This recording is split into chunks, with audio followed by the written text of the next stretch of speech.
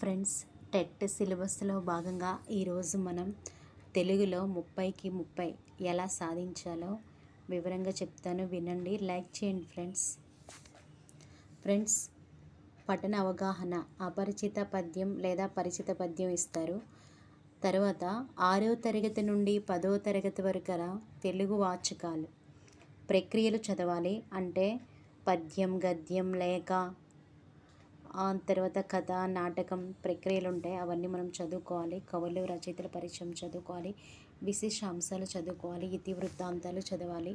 నేపథ్యాలు చదవాలి. ఉద్దేశాలు చదవాలి. అంటే 6వ తరగతి నుండి 10వ తరగతిలో ఉన్న టెక్స్ట్ బుక్లో ఉన్న ప్రతి అంశాన్ని చదవాలి. ముఖ్యంగా కవి పరిచయాలు చదివినప్పుడు ఆ యొక్క పాఠ్యాంశానికి సంబంధించిన నేపథ్యాలు ఉంటాయి, ఉద్దేశాలు ఉంటాయి. ఇవన్నీ మనకి ఇండెక్స్లో కవర్ అవుతాయి.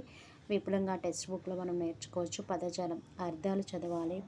పర్యాయ పదాలు చదవాలి. నానా అర్థాలు చదవాలి. ప్రకృతి వికృతులు చదవాలి. జాతీయాలు చదవాలి. సామెతలు చదవాలి. ఉత్పత్తి అర్థాలు చదవాలి. పొడుపు కథలు చదవాలి. మాండలిక పదాలు చదవాలి.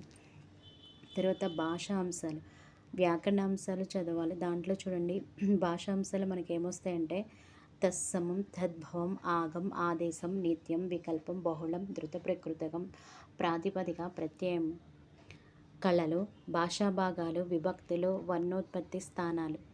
ఇక్కడ ఏదైతే వాళ్ళు మనకి సిలబస్ ఇచ్చారో అవి మాత్రం బాగా చదవాలి. చదివితే మనకి 30కి 30 సాధించవచ్చు. ఇంకా సందుల్లో భాగంగా సంస్కృత సందుల్లో సౌందర్య సంధి, గుణసంధి, వృద్ధి సంధి, యనాదేశ సంధి.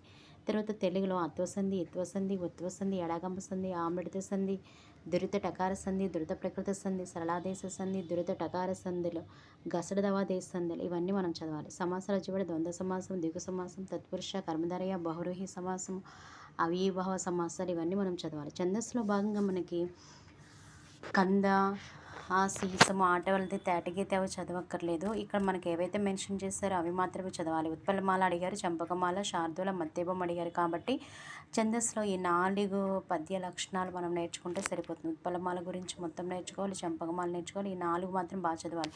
అలంకరణలు చూస్తే శబ్దాలంకరణలో వృత్యానుప్రాస, చేకానుప్రాస, లాటానుప్రాస, అత్యానుప్రాస, యమ్మకం, ముక్తగత ప్రస్థం.